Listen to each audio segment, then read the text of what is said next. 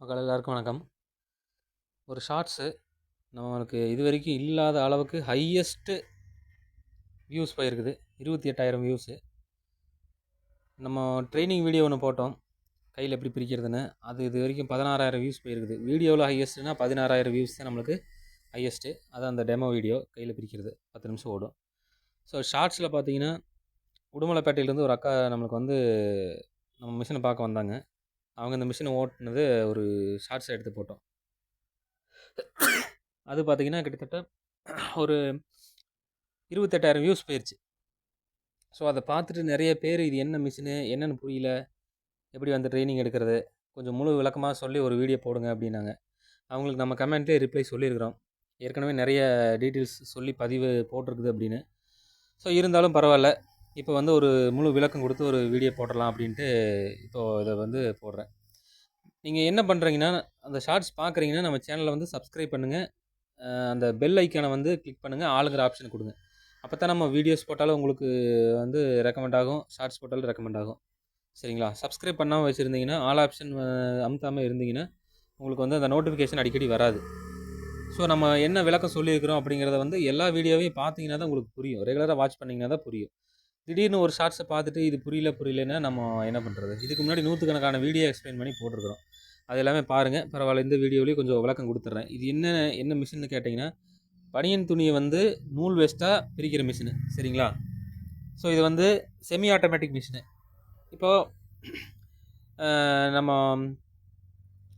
முதல் வந்தால் பார்த்தீங்கன்னா, திருப்பூர், ஈரோடு, கோயம்புத்தூர் இங்கெல்லாம் பார்த்தீங்கன்னா பனியன் துணியை கையால் வந்து நூலாக பிரிச்சுட்டு இருந்தாங்க.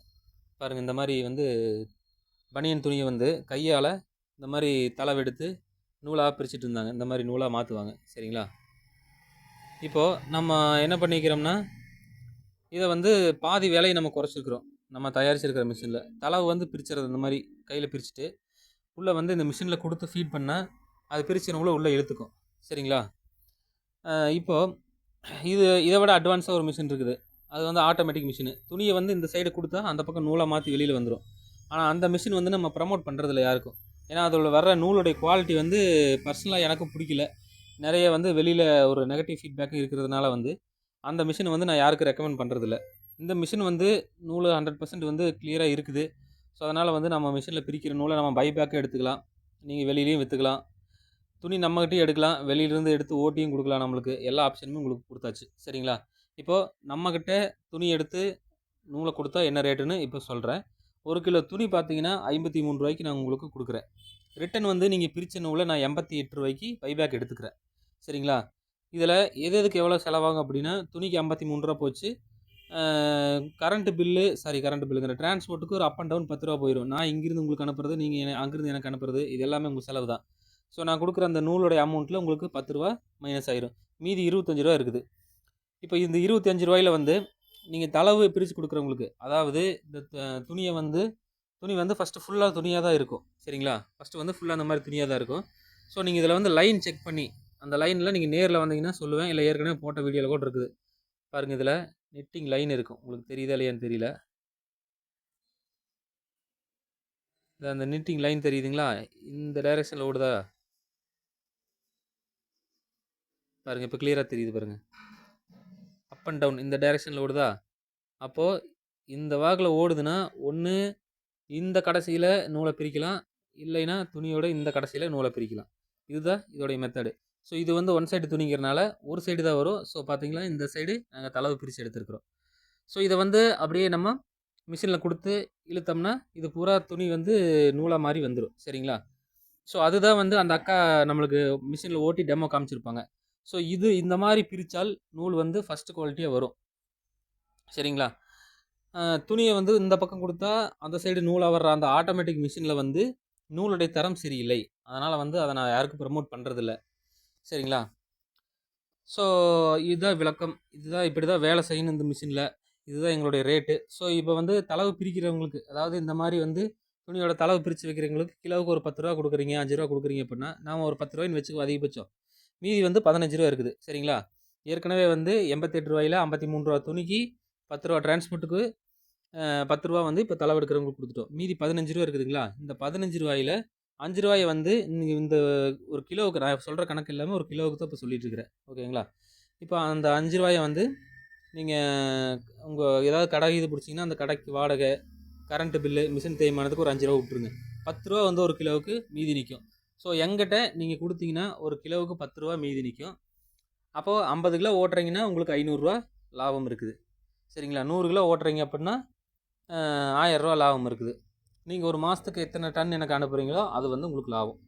மாதத்துக்கு வந்து ஃபார் எக்ஸாம்பிள் ஒரு டன் 1000 கிலோ எனக்கு அனுப்புகிறீங்க அப்படின்னா உங்களுக்கு ரூ. 10,000 லாபம்.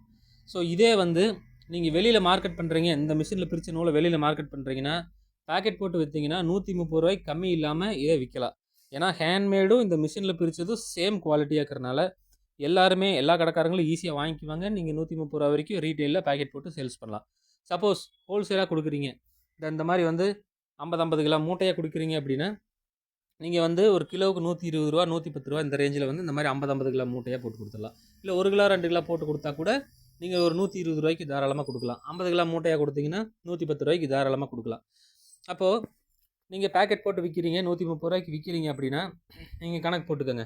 எங்கிட்ட கொடுத்தீங்கன்னா ரூ. 10 தான் உங்களுக்கு லாபம். ஸோ வந்து உங்களுக்கு எல்லாம் வந்து போக ரூ. 73 உங்களுக்கு செலவு இருக்குது. சரிங்களா? உங்களுக்கு பேக்கெட் செலவு, போக்குவரத்து, கடைக்கு கொண்டே போடணும், அந்த போக்குவரத்தெல்லாம் கணக்கு போட்டால் இன்னொரு ரூ. 10 போகுதுன்னு வச்சுக்கோங்க. ரூ. 83 செலவாயிடுச்சு. சாரி ரூ. 88 செலவாயிடுச்சு. ரூ. 90 செலவாயிடுச்சுன்னு வச்சுக்கோங்க. மீதி எவ்வளோ இருக்குது 130ல்? 100 110 120 130 ஒரு ரூ. 40 கிலோவுக்கு உங்களுக்கு லாபம் கிடைக்குது. சரிங்களா? இன்னும் வந்து செலவு சிக்கனம் பண்ணிங்கன்னா ரூ. 50 கூட கிடைக்கும். அப்போது ஒரு நாளைக்கு வந்து நீங்கள் 10 கிலோ ஓட்டுறீங்க அப்படின்னா கிலோவுக்கு ரூ. 50 உங்களுக்கு எவ்வளோ ஆச்சு? ரூ. 500 லாபம் ஆச்சு. இதுவே 20 கிலோ ஓட்டுறீங்கன்னா ரூ. 1000 ஆச்சு. 40 கிலோ ஓட்டுறீங்கன்னா ரூ. 2000 ஆச்சு. ஸோ ஒரு நாளைக்கு நீங்கள் எவ்வளோ ஓட்டி ப்ரொடக்ஷன் எடுக்கிறீங்களோ அது உங்கள் சாமர்த்தியம் தான். எப்படி நீங்கள் சம்பாதிக்கிறீங்களோ அது உங்கள் சாமர்த்தியம் தான். உங்களால் மார்க்கெட் பண்ண முடிஞ்சால் டைரெக்டாக விற்றுக்குங்க. நம்ம நூலில் யாரும் குறை சொல்லவே முடியாது. சரிங்களா? நம்ம மிஷினில் தயாரித்த நூலில் வந்து யாருமே குறை சொல்ல மாட்டாங்க. தாராளமாக வாங்கிக்குவாங்க. அதனால் நீங்கள் வந்து ஓன் மார்க்கெட்டிங் பண்ணுறதுக்கு பயப்படவே வேண்டாம். இதுதான் மெத்தடு. இதுக்கு மேலே உங்களுக்கு விளக்கம் வேணும் அப்படின்னா நேரில் ஈரோடு மாவட்டம் பெருந்துறை வட்டம் நல்லாம்பட்டி நம்ம குடோன் இருக்குது. ஈரோடு பஸ் ஸ்டாண்ட் வந்துட்டு எட்டியா பஸ் ஏறி நல்லாம்பட்டின்னு டிக்கெட் வாங்கினீங்கன்னா நம்ம குடோனுக்கு வந்துடலாம். பஸ் ஸ்டாப்லேருந்து பக்கம்தான். சரிங்களா? ஒரு 100 மீட்டர் தான். பஸ் ஸ்டாப்புக்கும் நம்ம குடோனுக்கும் 100 மீட்டர் தான். நல்லாம்பட்டியில் இருக்குது. சரிங்களா? இதுதான் முழு விளக்கம். வேறு என்ன இதில் சொல்ல மறந்துட்டோமா அப்படிங்கிறது எனக்கு தெரிஞ்சு எல்லாமே சொல்லிட்டேன்.